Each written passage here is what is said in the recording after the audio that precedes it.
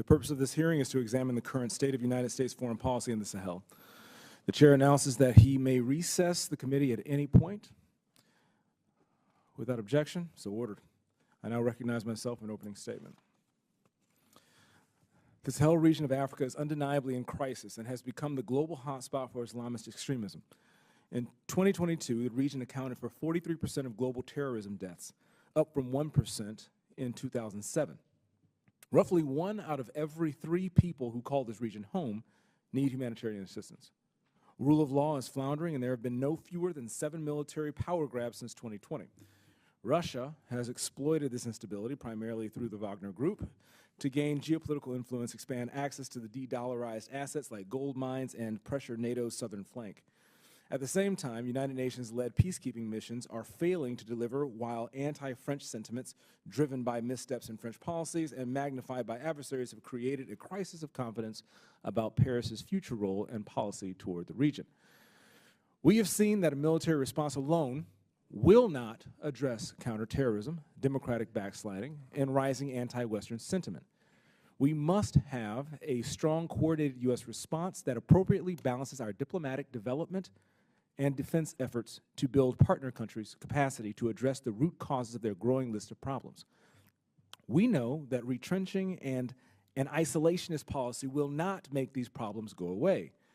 In fact, it will make them worse, which is why I've called this hearing today to speak about the increasingly dire situations in Sudan, Chad, Niger, Mali, and Burkina Faso. Sudan is perhaps the most concerning country in Africa now. Conflict has raged for 7 months, and U.S. diplomatic efforts have consistently proven unable to curb the fighting. Many prominent media and Sudan experts have warned that genocide has returned to the Darfur region, where survivors have reported mass slaughter, murdered babies, and kill lists. The world is watching to see if the United States will stand by as Al-Fashir, the only capital city in Darfur not yet captured by the RSF, becomes a site of refuge or slaughter. I note the announcement yesterday of sanctions against Bashir-era Islamists who have contributed to Sudan's destabilization, but am concerned that they do not appear to be part of a strategic framework. Sanctions are effective only as a means to clearly articulated end goal and are not sufficient policy in and of themselves. The administration must articulate a clear and coherent policy. It is not enough simply to issue periodic statements of condemnation as to how its current actions are contributing positively to achieving a return of civilian rule and end fighting in Sudan. Fragility in Chad is creating hard bedfellows for the DB government and internal fissures within the ruling Zagawas. Despite being one of the poorest countries in the world, Chad hosted 1.3 million forcibly displaced persons as of September 2023. Multiple reports suggest that the United Arab Emirates is using an airfield in eastern Chad to funnel weapons and supplies to RSF, who are a direct evolution of the Janjaweed militias from Darfur genocide 20 years ago.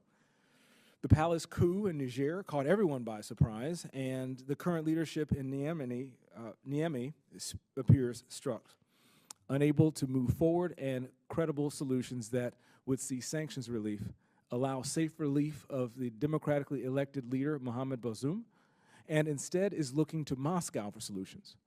Just yesterday, the Russian Deputy Minister of Defense, Niamey, signing a military cooperation agreement among Niger, Burkina Faso, and Mali. The junta in Mali has doubled down on reliance on Wagner in Russia following the withdrawal of the United Nations peacekeeping operation in the country. The junta kicked out peacekeepers following an investigative report detailing a massacre that took place by the Malian Russian personnel.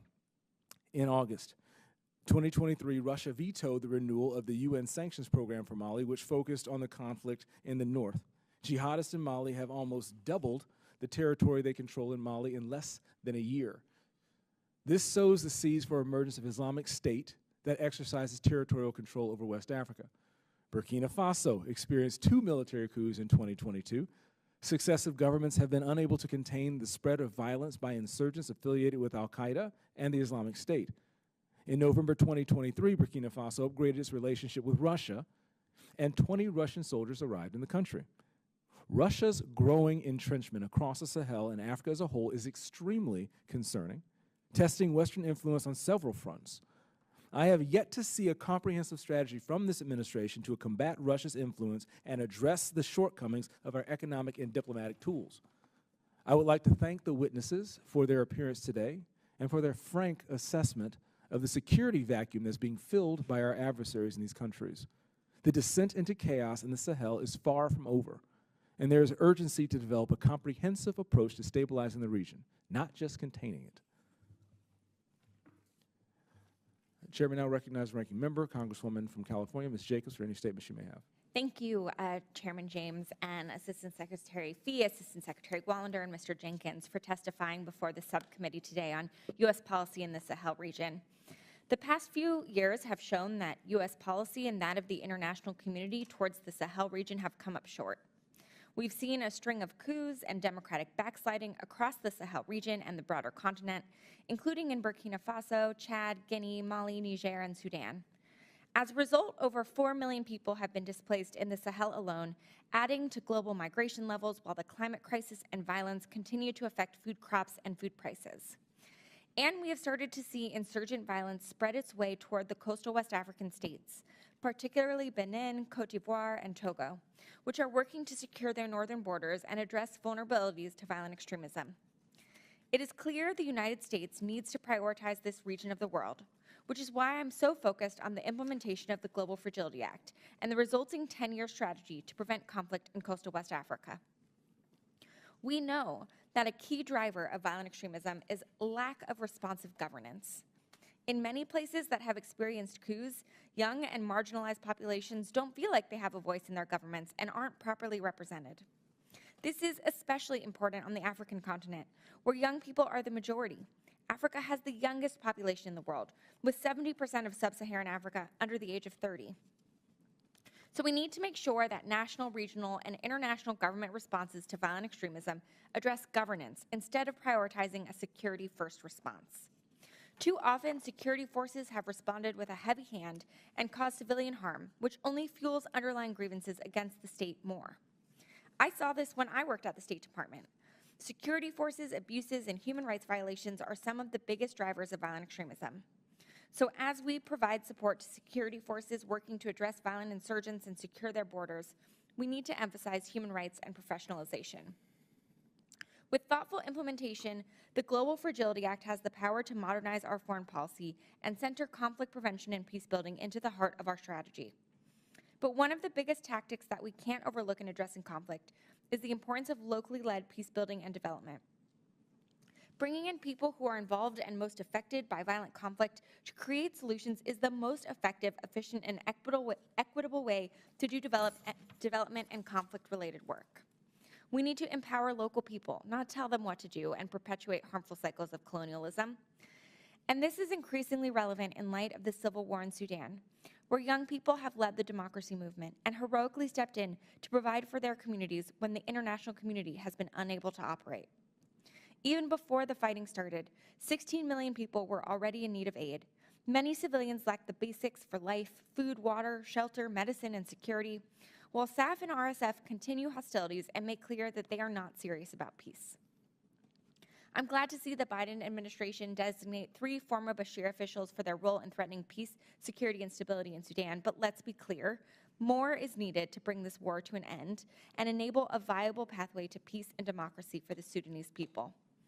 I'm horrified by the mass atrocities committed by the RSF, particularly in Darfur, but also in Khartoum, and look forward to hearing from the administration on what they're doing to prevent further atrocities, hold the RSF accountable, and recognize these atrocities for what they are.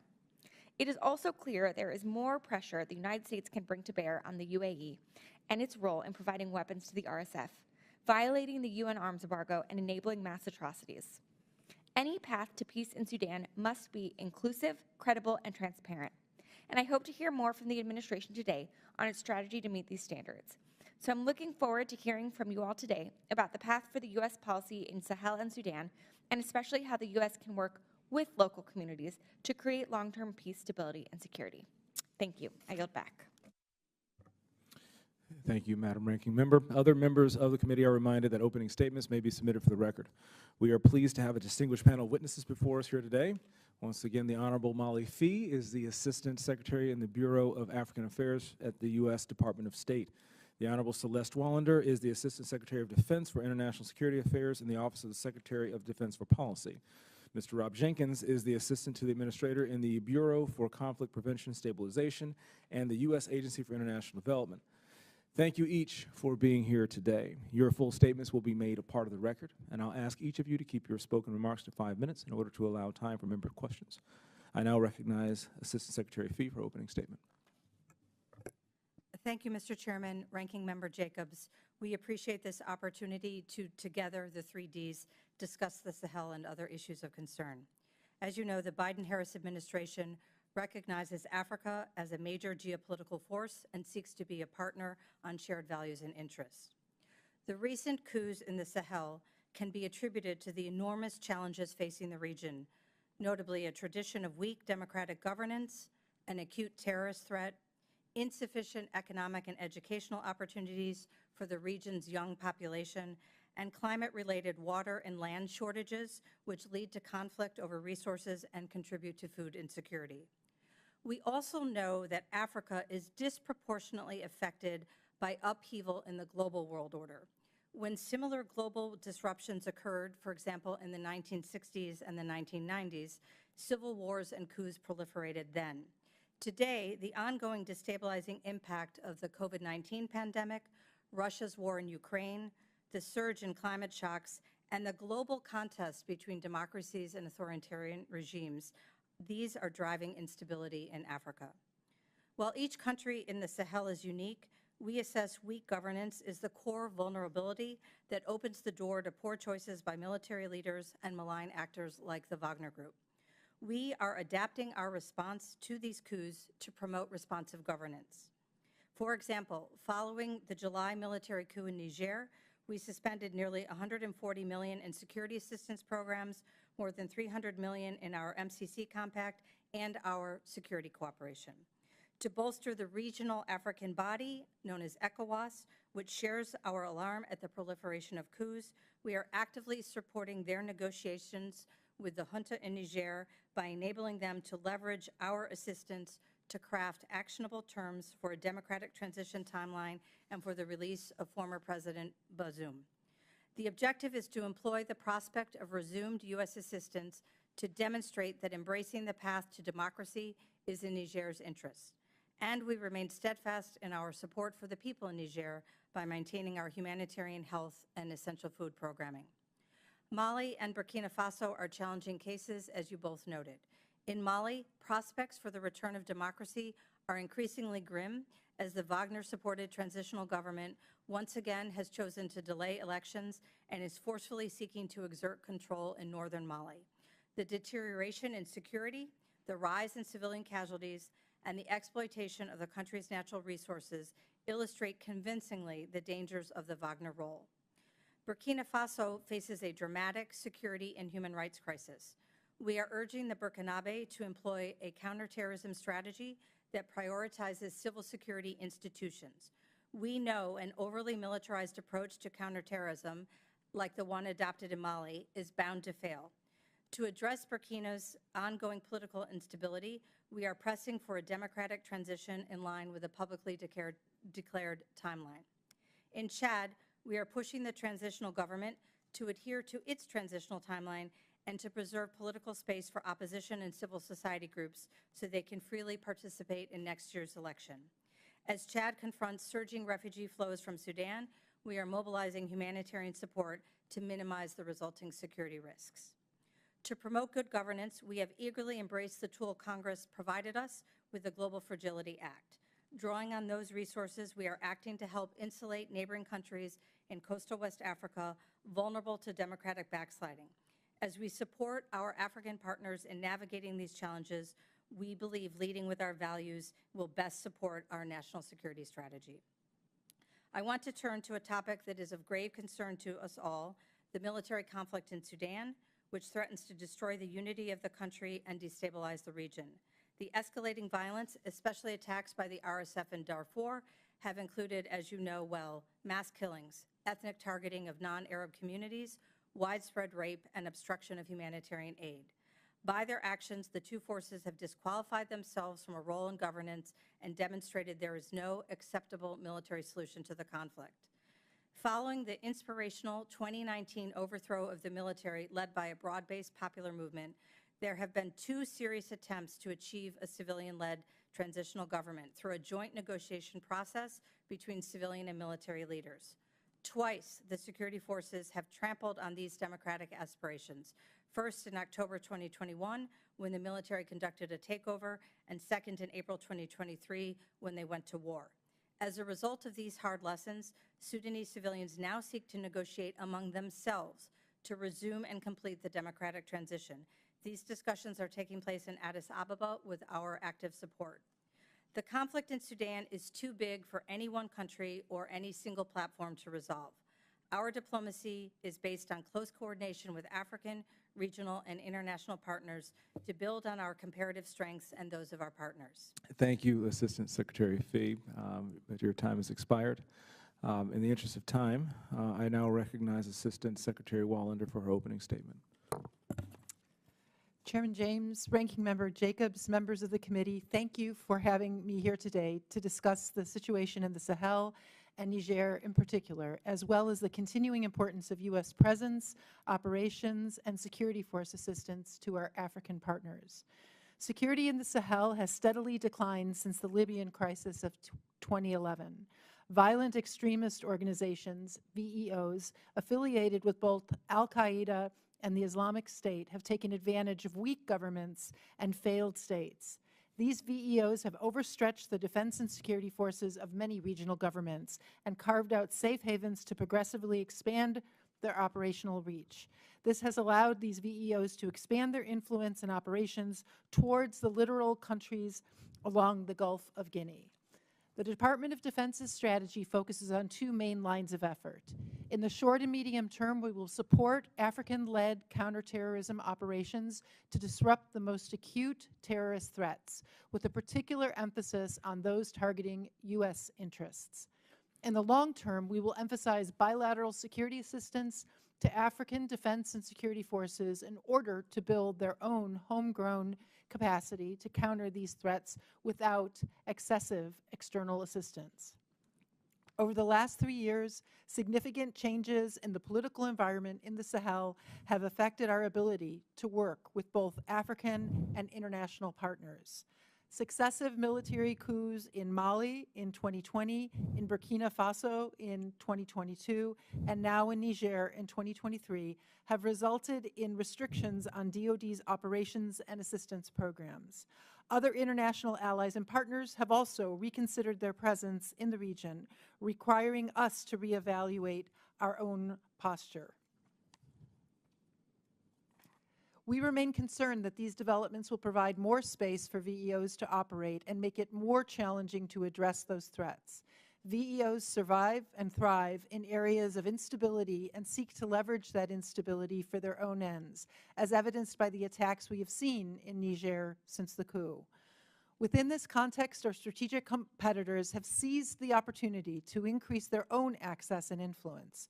Russia has been particularly active in stoking anti-Western sentiment and presenting its military contractors, or Russian private military companies, PMCs, such as the Wagner Group, as practical alternatives to Western trainers. We are at a crossroads. On one level, on the one hand, we cannot afford to ignore the sustained challenge to democracy by military juntas, nor turn a blind eye to their misuse of power. As Secretary Austin noted during his recent trip to Africa, when generals overturn the will of the people and put their own ambitions above the rule of law, security suffers and democracy dies. We also cannot afford to compromise our regional influence and security partnerships, which are threatened by competitors who are less concerned with democratic values and human rights, and threatened by the fragility of Sahel states. There is also a significant risk that VEOs might expand their influence or capabilities in the region if counterterrorism pressure remains at reduced levels. Given this elevated threat environment, the Department of Defense is committed to working with our interagency partners to continue to monitor and disrupt VEO threats emanating from the Sahel while constructively engaging with regional states to restore productive democratic governance in those countries. In doing so, we are consistently working to strike a balance between offering the practical assistance that our African partners need to face emergent threats while reinforcing our professional values to help them build strong, resilient institutions that will reinforce not only their physical security, but their democratic stability. Our success depends on continued investment in West Africa. To do this, we must maintain some continuity with past efforts while adjusting our approach to reflect changes in the environment, as well as the actions of our African partners, international allies and partners, and strategic competitors. DoD's requirement to monitor indications and warnings of VEO activity in the Sahel and prevent threats to U.S. interests emanating from the region has not changed. For the last 10 years, our posture in Niger has proven critical to this effort. Moving forward, we have worked side by side with the Department of State and other interagency partners to define conditions for restoring our activities and partnership in Niger. Nigerian officials must quickly and credibly transition back to a democratically elected civilian government. Thank you, Madam Assistant Secretary. Mr. Jenkins, I now recognize you for your opening statement. Thank you for inviting me to testify and for your support of this vital region, whose peace and stability is deeply intertwined with that of the United States and of the world. To address the root causes of violence and conflict in the Sahel, we need to support peaceful transitions back to democracy and lay the foundations for improving governance and building trust between citizens and their governments. Improved governance is critical to promoting stability. It is as important to focus on the delivery of basic services as it is to focus on inclusive, fair, and transparent institutions and political processes. Democracy needs to deliver. For example, in Mali, USAID works with local governments on the development of community plans for water, sanitation, and hygiene, and ensures that local civil society participates in planning. The region's population is among the youngest in the world. Youth can be champions of democracy and reinvigorate economies, or can serve as foot soldiers for extremist organizations and further destabilize the region. This will be determined by their education, agency, and opportunities. When youth can seek an education and gain the skills they need for life and work, they can build more hopeful and prosperous futures. The U.S. has been the third largest contributor to the Global Partnership for Education, a multilateral organization providing education services in several countries across the Sahel. To build trust and good governance, USAID works with people in country who are most impacted. We can't solve the problems in the Sahel alone. We're working with communities on the ground and with other bilateral, multilateral, and private sector partners, such as the re-energized Stabilization Leaders Forum. We're seeking solutions by integrating our efforts more strategically across the U.S. government with long-term shared goals.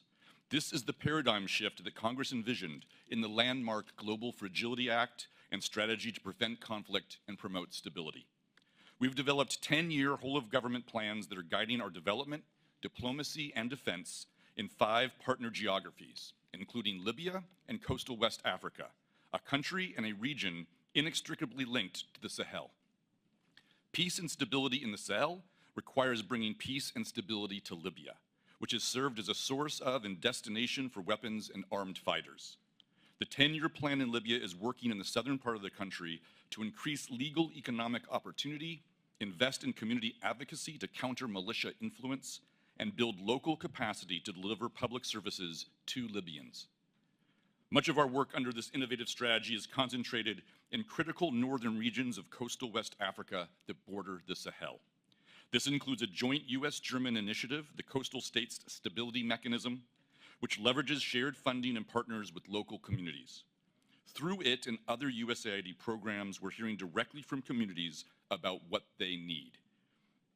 Based on community feedback in Togo, for example, we partnered to build a new bridge, a youth center, and a community radio station to improve economic opportunities in disconnected towns, foster a sense of belonging, and promote access to credible information. We are grateful for the congressional leadership and vision to pass the Bipartisan Global Fragility Act. Congress can continue to lead us in realizing this vision by enacting legislative reforms to reduce bureaucratic challenges and help us work across the U.S. government to address root causes and prevent conflict before it starts. We must continue to work creatively with people in the Sahel. We must support timely democratic transitions in Burkina Faso, Chad, Niger, Guinea, and Mali, so that critical political, social, economic, and governance reforms can be realized to reduce corruption, prevent further democratic erosion, and rebuild a social contract. None of this work will take root without strengthening and expanding the role of African institutions in balancing regional threats and opportunities. The U.S. is improving its coordination to increase burden sharing and synchronization across development, humanitarian, and peace-building programming, while also countering propaganda and disinformation from strategic competitors. In addition to our conflict prevention work, USAID is providing life-saving humanitarian assistance and early recovery, risk reduction, and resilience programming, almost $390 million in the Sahel during fiscal year 2023. Through our development and humanitarian assistance, we can make the United States a partner of choice. We can demonstrate that democracy delivers by partnering to tangibly improve the lives of the millions in the Sahel, searching for hope and opportunity they deserve. Thank you again for the opportunity to speak and for convening this important meeting. I look forward to your questions. Thank you, Mr. Jenkins. I now recognize myself for 5 minutes of questioning.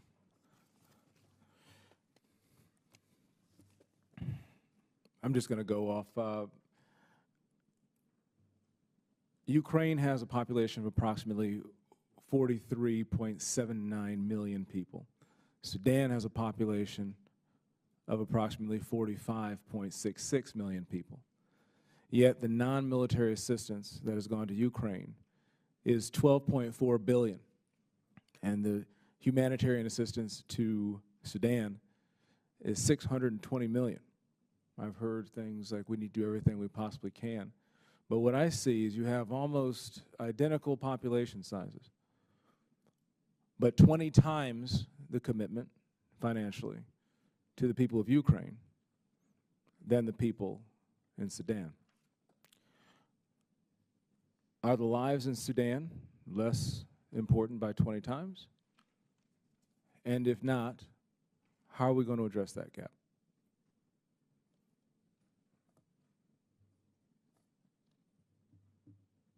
Let me rephrase it. Are you receiving support from the administration as much to do your jobs as your colleagues are doing theirs? Mr. Chairman, the situation in Sudan is commanding much time and attention from the administration. For example, we are seeking to help the civilians be in a position to take power when the conflict has abated. So that is why Ambassador Godfrey and the embassy that was previously located in Khartoum is now in Addis Ababa, where the preponderance of Sudanese civilians are meeting to support them in that effort. Ambassador Rubenstein is in Jeddah, working to try and— Madam Assistant Secretary, that sounds great. You've been to Africa and spent a lot of years in Africa, and you understand that part of the reason why the Russian misinformation is working is because for a large population in Africa, they see it as true in their lived experience. They see it as true that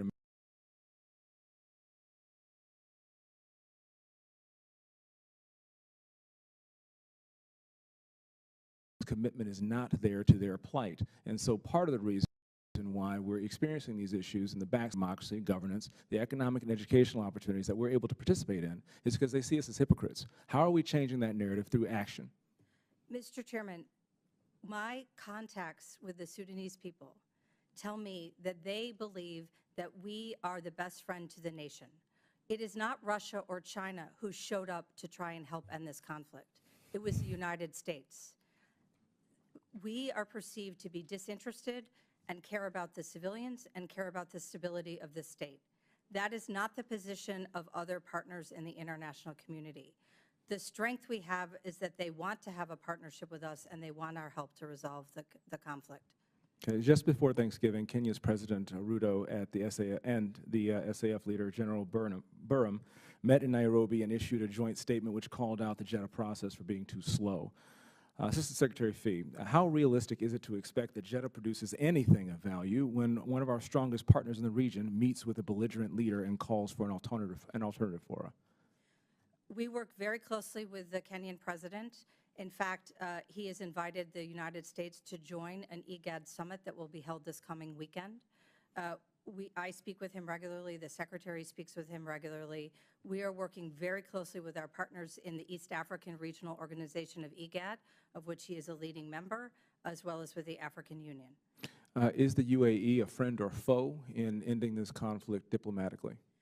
We share the concerns that Ranking Member Jacobs identified about UAE support to the RSF, and that is a topic of conversation, including most recently during the Vice President's visit to the UAE for COP. What are some ways that we can hold the UAE, those actors in UAE who are fomenting this conflict, accountable? I think the publicity of this hearing and your statement and request to the UAE to consider the detrimental impact of their support to the RSF would be very helpful. Absolutely, you'll have our support. Mr. Jenkins, please describe how programs in your Bureau continue to work with partners in support of a democratic transition in Sudan, and where? Addis, Cairo, Jeddah? So thank you. Those of us that have been working in Sudan for a generation or more, our heart has broken quite a few times, but we stand firmly with the people of Sudan, and we strongly support civil society, including the movements that got us to the moment in 2019 and are going to be the hope for Sudan once they get out of their current nightmare. We're currently located temporarily in both Egypt and in Nairobi, and are in the process of having a footprint of formal expat positions in both Egypt and in Nairobi. And our DART team, the Disaster Assistance Response Team, is 12 people that's based in Nairobi right now. Thank you, sir. My time's expired. I now recognize Ranking Member Jacobs for 5 minutes. Thank you, Mr. Chairman. This hearing is incredibly timely, particularly after Niger became the latest in a string of coups across the Sahel. In Niger in particular, the United States was invested heavily, particularly militarily, and particularly in their army and their special forces. And despite that, despite all of that investment and apparent influence and the security gains from those joint operations, the coup in Niger was ultimately successful and revealed some deep-seated grievances among Nigerians towards the democratically elected government, and the United States was frankly caught off guard. So, Assistant Secretary Phee, Assistant Secretary Wallander, what happened? Besides not having an ambassador, why do you think the State Department did not have a good understanding of grievances towards the Bazoum's government? What lessons can we learn from this to apply towards U.S. policy in the Sahel and coastal West Africa?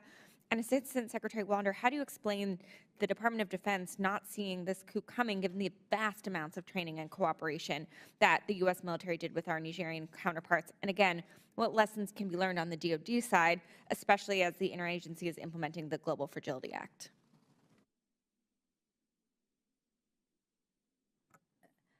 We share your disappointment in the outcome in Niger. I think the statistics, which you know well, in terms of the security incidents and civilian casualties that we've seen in Mali and Burkina, in contrast to the very positive progress that was underway in Niger by the efforts of the Nigerian, as well as the U.S. and other European partners, it makes the coup confusing and perplexing. What we understand is that the commander of the Presidential Guard, who was in a dispute with President Bazoum, is the one who initiated this action and then persuaded other members of the military to join him. It does not appear to us at this time that this was a well-prepared or well-thought-out action. He was also able to successfully exploit anti-French sentiment, as well as you noted concerns about the leadership, the democratically elected leadership. In terms of lessons learned, absolutely we need to have an important team on the ground, a team led by a confirmed ambassador to engage. But in this particular instance, it does seem as if it was a specific grievance that mushroomed. Thank you, Ranking Member Jacobs. I would share, of course, Assistant Secretary Phee's analysis, and to your point about how could this happen when the United States trained and worked with the Nigerian armed forces, the experience at the working level was positive in the interests in reducing violence against civilians in the country, in pushing back against and containing violent extremist organizations. The rates of violence had fallen in the years of our successful cooperation, and since these select leaders of the Nigerian military leadership chose to violate their country's constitution and overthrow democratic rule, in fact, incidences of violence and their ability to live up to their duties to protect their country have been eroded because of their actions and their failures. One of the lessons learned is exactly to reinforce that message with our partners, that it is only with stability and democratic civilian control of the military that they have effective governments. And we believe that those of our partners who are trained and respect the importance of civilian leadership and democratic government are best positioned and demonstrate their ability to provide for security for their nations. Thank you. Assistant Secretary Phee, yesterday I sent a letter with my colleague, Congresswoman Omar, requesting information on the status of an atrocity determination in Sudan in response to RSF's horrific atrocities and ethnically targeted killings in Darfur. At the end of October, you testified in front of the Senate Foreign Relations Committee and committed to making an official determination. So can you commit here today that the State Department will make this determination, and let us know when we can expect to see this? First of all, thank you very much for the letter to highlight the need for an atrocity determination. As you know, one of the reasons it's a powerful tool is because of the rigorous research undertaken to investigate and document, including by our attorneys. I had the opportunity to speak yesterday with Secretary Blinken, who, as you know, just returned from a trip abroad, and I am pleased to report that you should see action on that shortly. Wonderful. Thank you all. I'll yield back. Thank you, Madam Ranking Member. I now recognize Rep. Kim for 5 minutes. Thank you, Chairman and Ranking Member, for holding today's hearing on the Sahel. Thank you, witnesses, for joining us today. As the author of a resolution condemning the conflict in Sudan, I'm interested in hearing from you about our policy towards the civil war in Sudan. In recent weeks, the crisis in Sudan has worsened, and the Rapid Support Forces led multiple offensives during which it indiscriminately killed those in Masalit ethnic community in West Darfur. European officials have also characterized those operations as part of a wider ethnic cleansing campaign by the RSF. These attacks happened while the U.S. was facilitating the last round of talks in Jeddah. I want to ask you, Ms. Phee, given the ethnic violence occurring in Darfur, are you concerned that another genocide is happening? We share the concern and the horror that all of us feel about the atrocities being committed by the RSF, as well as the problematic behavior by the SAF in terms of reckless disregard for civilian fatalities. And as I mentioned, I think the Secretary will address that shortly. Can you tell me, at what point would the State Department determine the ethnic violence occurring constitutes it declaring the violence as a genocide?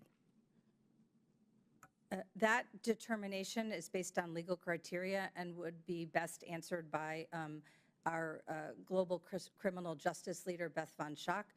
But I know that the lawyers in reviewing the components of the atrocity determination have reviewed those matters closely, and that should be announced in detail shortly. As I said, those attacks happened while the U.S. was facilitating that talk in Jeddah. So what was the United States doing during that Jeddah talks to try to stop the RSF's ethnic violence? I can confirm that we have regularly engaged and pressed the Sudanese parties themselves, as well as African and Arab partners, to try and convince them to desist from this destabilizing behavior, which not only is horrific in terms of the human impact, but it also genuinely threatens the unity of the country. So we are using that platform to convey that message forcefully. Thank you. You know, during the last or latest Jeddah talks, the warring parties made commitments with respect to improving humanitarian access. So what changes, if any, has that led to? Our judgment is that the changes have been insufficient. We are engaged in discussions, and there will be a meeting this week led by the UN OCHA and other partners, including partners funded by the U.S. government, to try and implement those agreements, those confidence-building measures. So if the talks in Cairo lead to any commitments, can we trust the RSF to maintain any of those commitments? We do not trust the RSF or the SAF. We trust the civilians. And the focus of the balance of discussions are actually being held in Addis Ababa. And we are working hard with our partners in USAID, with the OTI office, as well as with Ambassador Godfrey and others, to help them complete the democratic transition and be prepared to assume governance of the country once the conflict has ended. Thank you. You know, the recruitment for a violent extremist organization is not always driven by ideological affinity and often is caused by youth disillusionment associated with a lack of economic alternatives and a resentment towards the status quo. It has been reported that atrocities committed by state forces, militias, and Russian personnel may drive some VEO recruitment. So, Mr. Jenkins, there you are. How is USAID seeking to balance the urgent here and there now need to support the fight against the violent extremism with the need to also address some of the longer-term structural factors that continuously cause CEO recruitment? Well, thank you very much. Our humanitarian assistance provides life-saving assistance as urgently as we can. But that does not provide solutions. The long-term solution will take longer. And as you noted, it's not just about a job for youth. It's not just about ideology. It's about finding meaning in their life. It's about having agency and opportunity. And we have programs across the Sahel that work within communities to do exactly that, to provide youth a reason to believe that tomorrow might be better than today, to provide them with a group of where they can search out and find belonging and not have to turn to a violent extremist group. Thank you. I yield back. Thank you, Madam.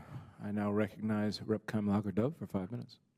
Thank you, Mr. Chair. I was heartened to hear the chair reference the mass shootings and murdering of babies across the Sahel. I would note that these atrocities are also happening in the Ukraine by Russia, and I would hope that I would hear the same outrage from my colleagues on the other side of the aisle. I think our concern about and focus on Russia needs to be as consistent as their reign of terror.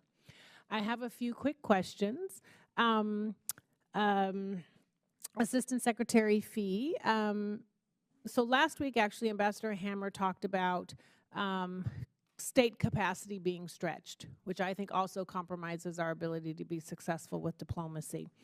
Can you talk to me about the personnel vacancies at the State Department and also with USAID at U.S. embassies in Burkina Faso, Chad, Mali, and Niger, and what you all are doing and what the plan is going to be if we can't get our act together?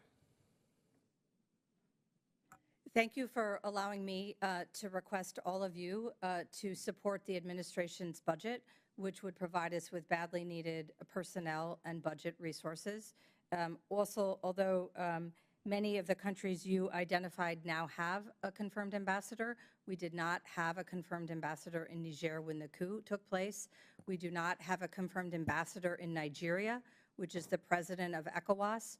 I do not have a confirmed ambassador in Gabon, where another coup took place. I do not have a confirmed ambassador in the African Union. I also need one in Somalia and Djibouti, where we have U.S. forces and significant events in the upcoming year. So that would be the first way that we could drive forward our policy more effectively. Secondly, as I've discussed before with the chairman and the members, we lost a lot of staff during the previous administration when there was a freeze on hiring. We are working to improve that, and the budget request would help. We do have shortages, particularly in the Sahel.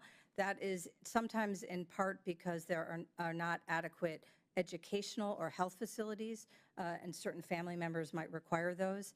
And then we get into a difficult dynamic where the great people who are there are working so hard they get burnt out. So we're trying to figure out ways to avoid that and to provide more incentives to attract more bidders to these challenging, important, and consequential countries.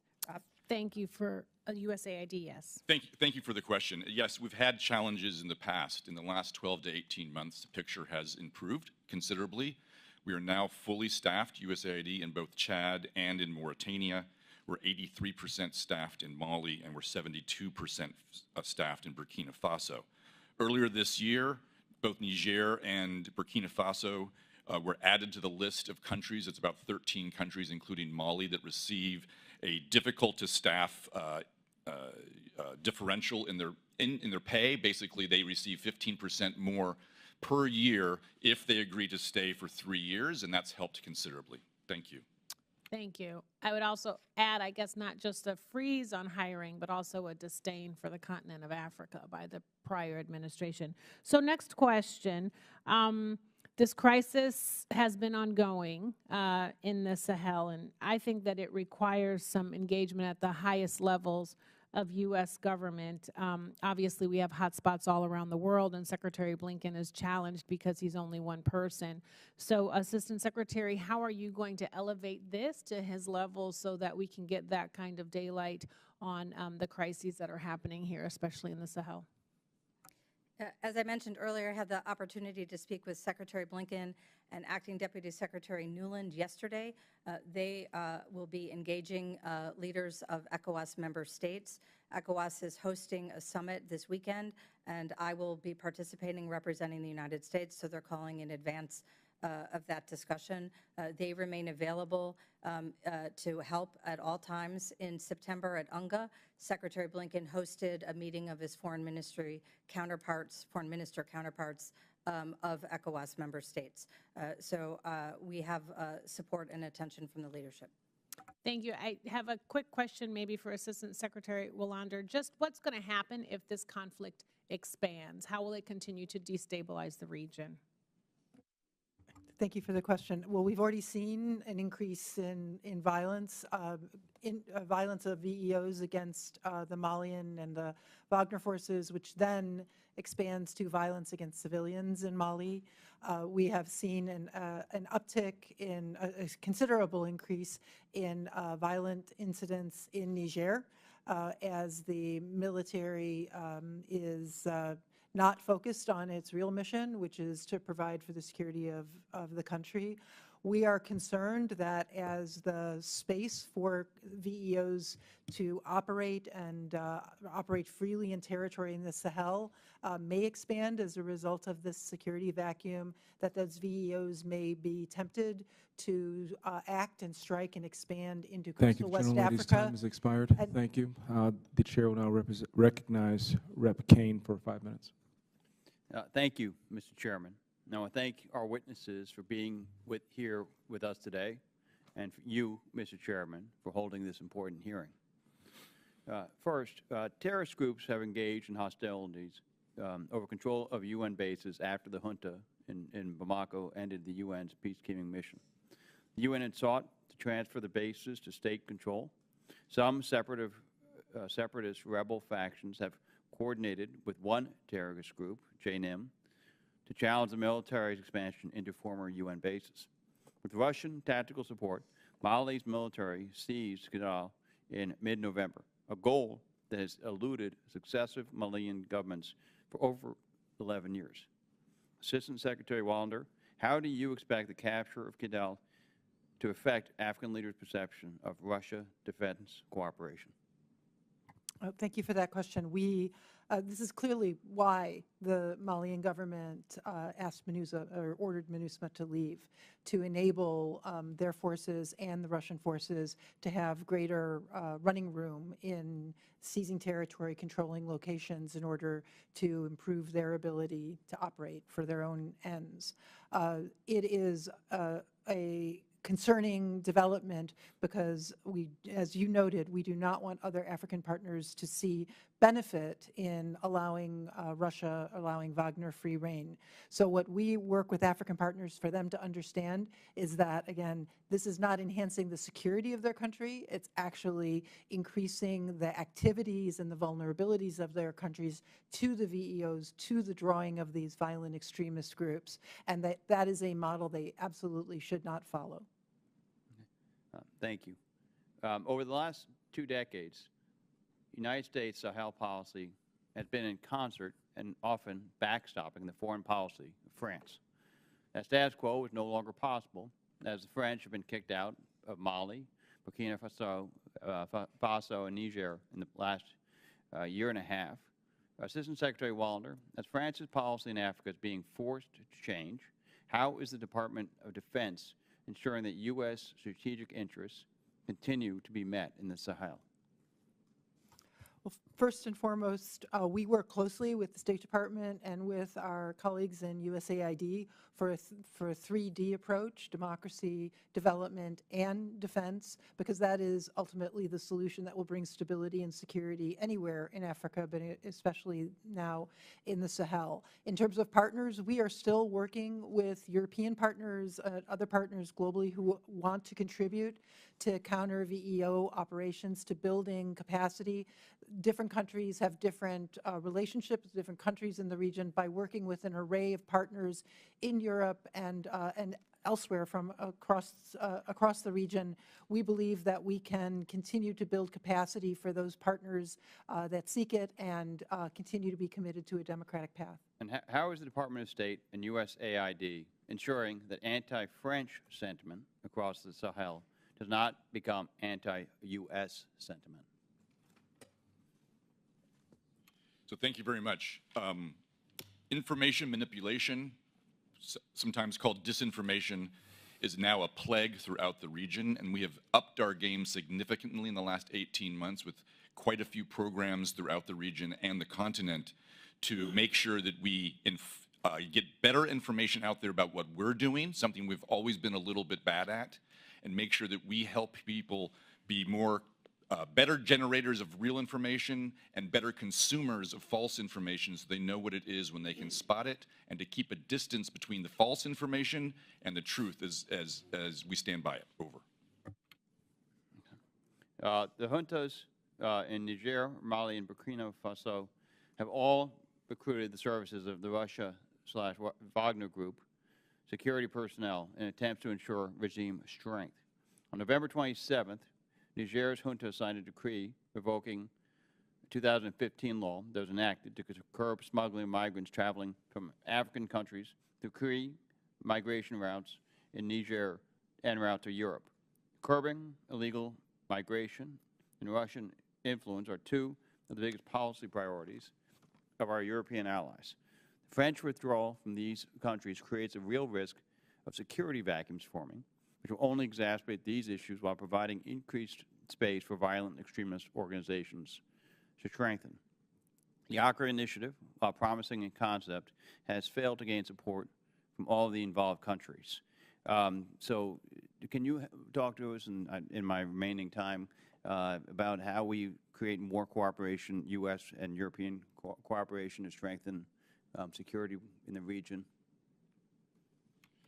In the small time we have, we are actively engaged with quite a few bilateral partners in a multilateral and bilateral way in coastal West Africa, exciting partnerships with the German government, the Dutch government, the British government, to do everything that we can to prevent the spread and the overflow of the violent extremism into coastal West Africa.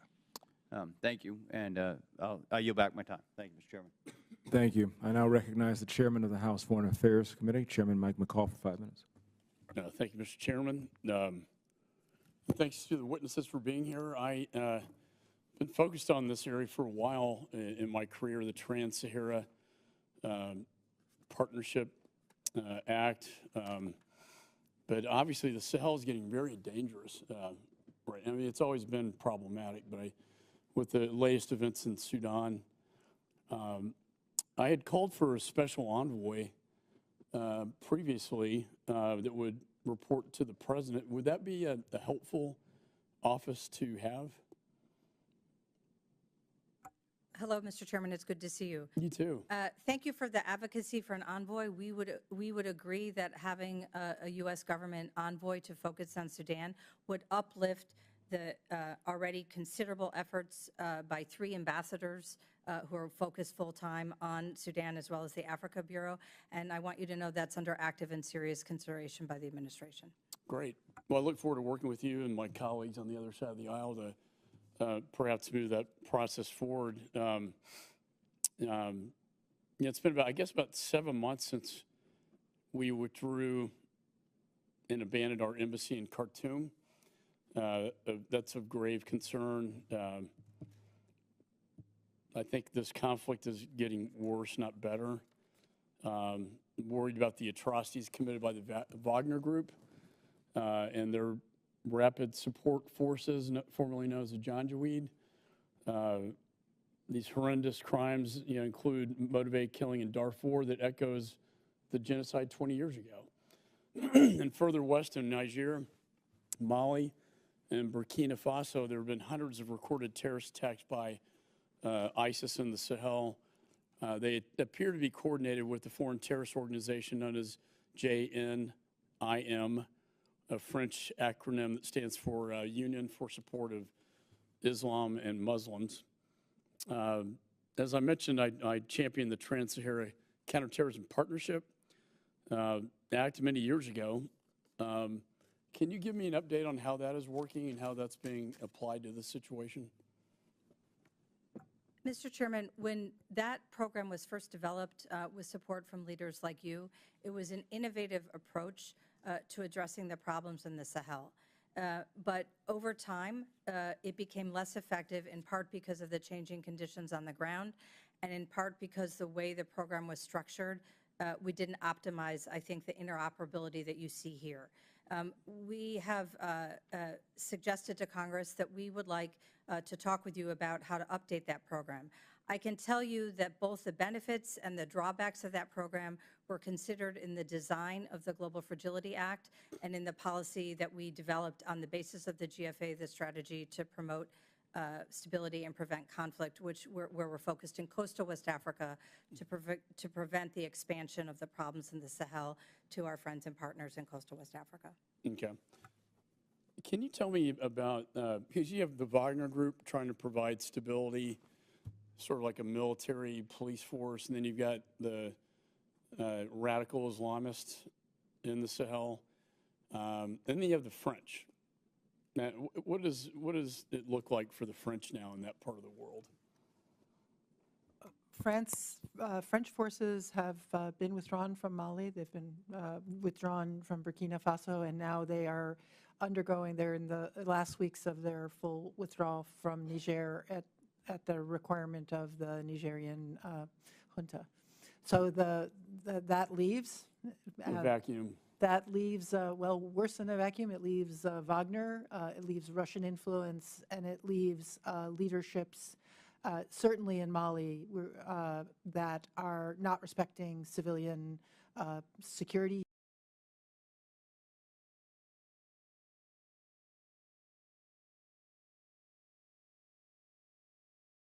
And the Islamic extremists? I think that is clearly solidly in Mali. It is still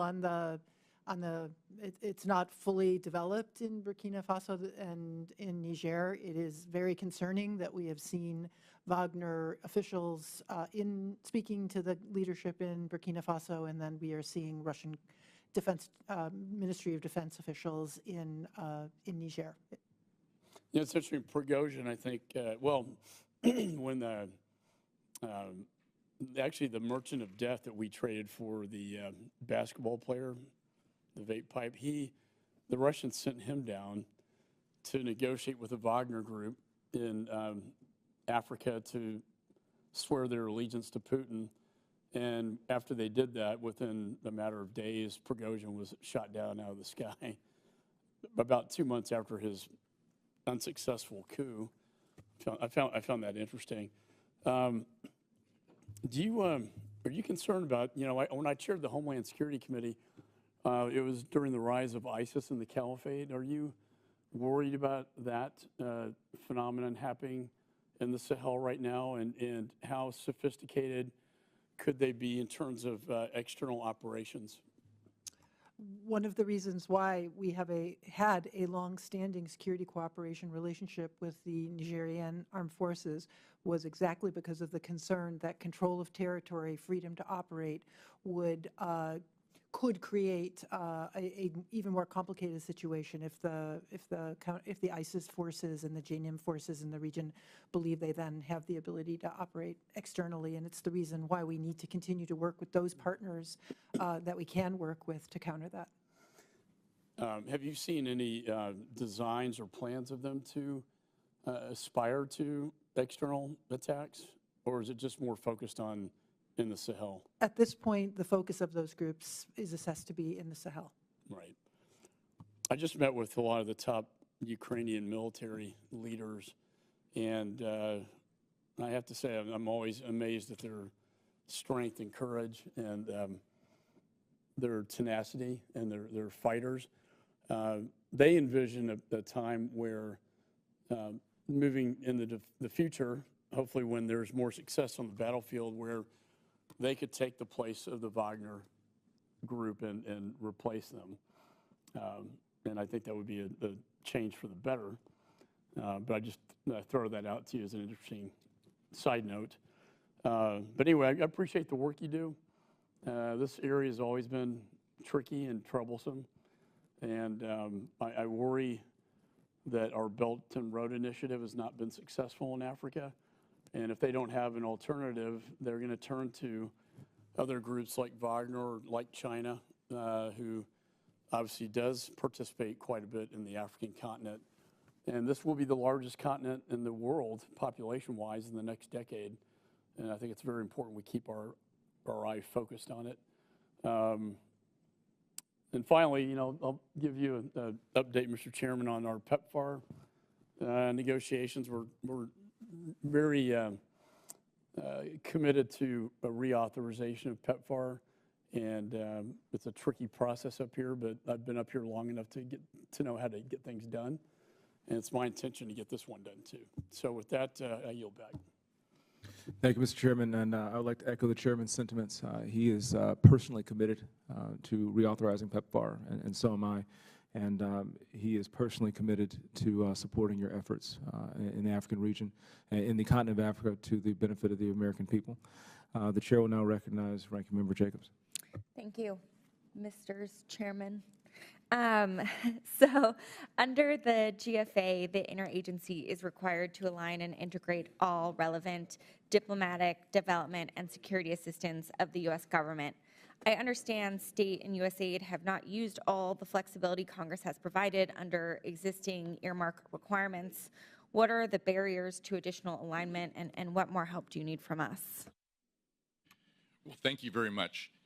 I believe you're referring to the 10% variance on earmarks, which we are working with our lawyers and others across aid and state on how we can better utilize that. And as we're working right now through the budgets for the next year, we're taking that into account. There are a lot of things that we're learning under the GFA implementation. One of them is we still need some changes to the authorities, particularly with the peace and security funding, so that we can then actually meet the mandate of the Act and use that funding to monitor and evaluate things other than just foreign assistance. And one of the key things we need is a reauthorization of both the PSF funding and also the Complex Crisis Fund. Thank you. So support for Mali's 2015 peace accord between the government and northern ethnic separatist groups has been a cornerstone of U.S. policy towards the Sahel. Yet the accord now appears to be moribund, especially given the resumption of hostilities in northern Mali in mid-2023 and the Malian military's seizure of Kidal, a rebel stronghold, a goal that has eluded successive Malian governments over the past 11 years.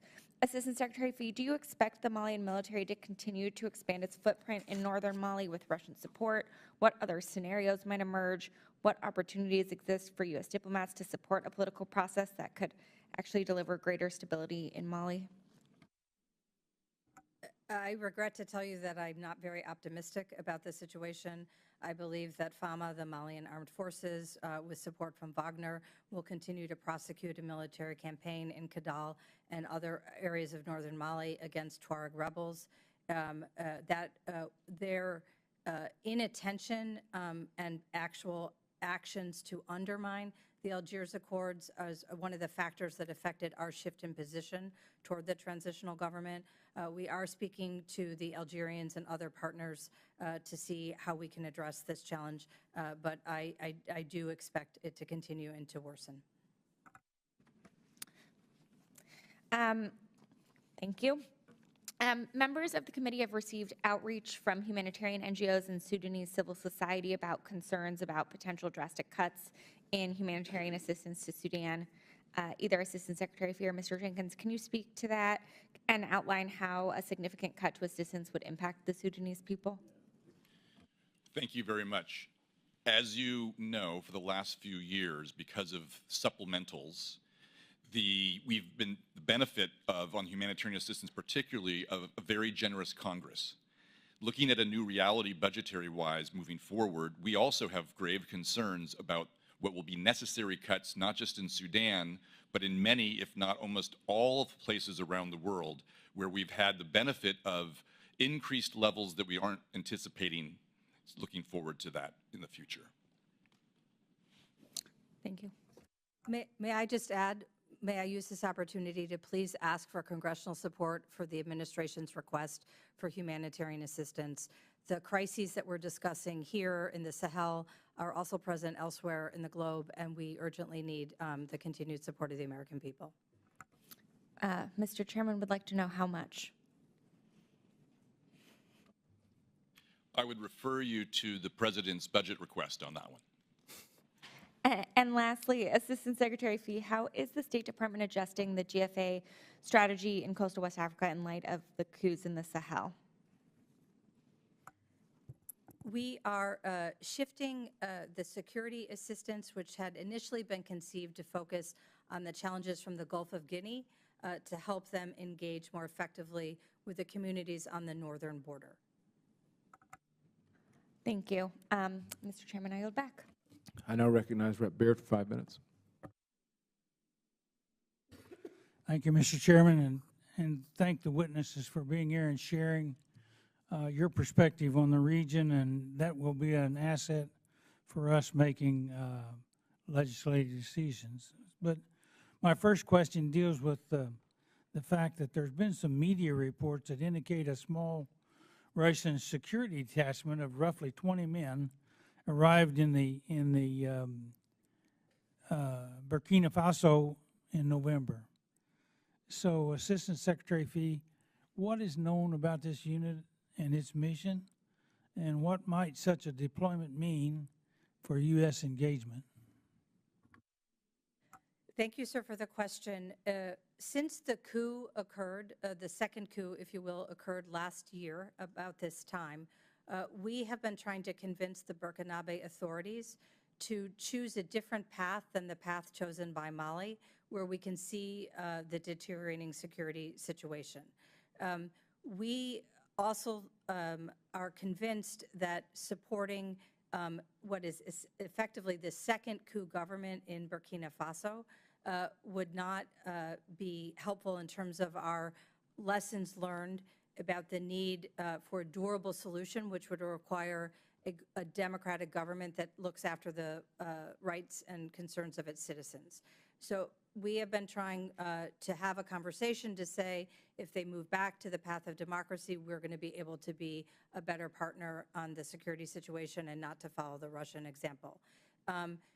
So in short, the visit of these Russian soldiers is not welcome news, and we will continue to try and press the Burkinabe to avoid going down the Mali path. Anyone else have a comment?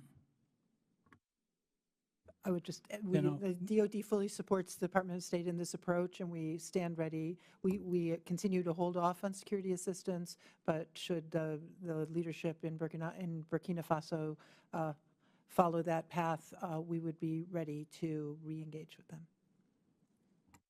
Thank you. I also serve on the Agriculture Committee. So, Mr. Jenkins, in the past 3 years, how much U.S. humanitarian aid has Mali, Sudan, Niger, and Burkina Faso all received? And who determines how much aid is spent and where? Well, thank you very much. For all of sub-Saharan Africa in FY23, USAID spent approximately $12.5 billion. Of that, 7.5 was development assistance, and over $4 billion of that was humanitarian assistance. Now, how we determine how much humanitarian assistance goes into which countries when is a rather complicated art more than it's a science. Things are constantly changing, constantly shifting, and especially right now with the movements of people the way they are throughout the region, we often find that with our partners, we have to chase the displaced to where they're going. In Sudan right now, you have 7 million people displaced alone in Sudan. You have over 3 million IDPs in the 5 countries of the Sahel, all of them badly in need of humanitarian assistance, but it also goes beyond that. There's people that are not displaced that also need life-giving assistance that they're receiving right now. So in your opinion, do you feel that our U.S. aid is competing well with Belt and Road Initiative from China? So we are the largest humanitarian donor in the world. We're the largest humanitarian donor in Africa, and we're the largest humanitarian donor in the Sahel. When you look at what the Chinese provide for humanitarian assistance, it is a rounding error. So they've preferred to go on a different tack, asking and demanding loans for long-term development that already many in the continent have realized that they should not have gotten into the agreements they got into. Meanwhile, we lead with values and principles, as the Assistant Secretary said. We are the most generous humanitarian donor on earth by way of dollars, and will continue to do that with the support of Congress. So do you feel the recipients are aware of where this support is coming from? We make very, very, very sure that all of our assistance is branded from the American people, unless it's in those rare circumstances where that puts our partners at risk. I guess my time's up, so I yield back, Mr. Chairman. Thank you, Mr. Baird. Just a couple last questions, and we'll conclude. All witnesses. To your knowledge, what U.S. security assistance or counterterrorism cooperation remains ongoing, if any, in countries subject to Section 7008 aid restrictions in Mali, Niger, or Burkina Faso? There are no security assistance programs subject to 7008 ongoing in those 3 countries.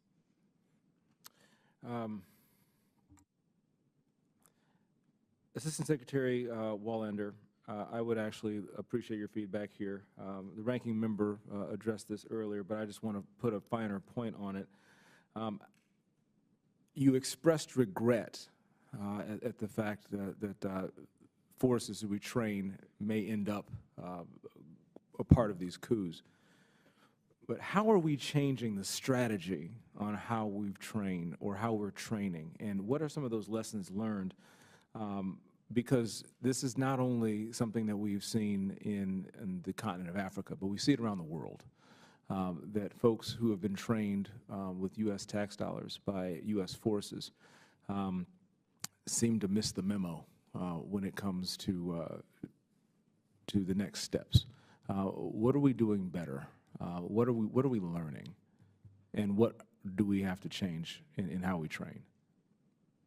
Thank you for that question. I want to reassure you and reassure the American people that we do not believe there is a causal relationship between the quality of the training that our U.S. military provides to partners in globally and also in Africa. In fact, in Africa, since 2008, the United States, between 2010 and 2022, the U.S. trained 21,000 African military personnel in IMET and other senior military education programs, and of those, 20 were involved in coups, which is 0.01% of those who were trained. The focus of those training programs is not just on military capability and leadership, but on civilian control of the military, on respect for rule of law and constitutional order, on the requirements to serve the interests of the people. And so I believe the lesson learned is to refocus and recommit to serving, for our U.S. military to serve as both a model and as a mentor, and to ensure that that is a focus of every training program, senior military education training program that the United States develops and executes with our partners. Yeah, hopefully that will be sufficient to end what many Americans see as a revolving door of coup leaders and despots that are trained by American forces. As a United States Army veteran myself, it does pain me to see my brothers and sisters in arms put in harm's way to train who we intend to be allies, and then end up going in the opposite direction of good governance, democracy, and human rights. So I look forward to continuing to work with anyone, my colleagues, the administration, for the purpose of peace and stability, which will have a direct positive effect on the security of the American people at home and abroad. So with that, I'd like to conclude by thanking the witnesses for their valuable testimony and the members for their questions. The members of the committee may have some additional questions for the witnesses, and we ask that you respond to these in writing. Pursuant to committee rules, all members may have 5 days to submit statements, questions, and extraneous materials. For the record, subject to the length and limitations. Without objection, the committee stands adjourned. I was 1 minute late.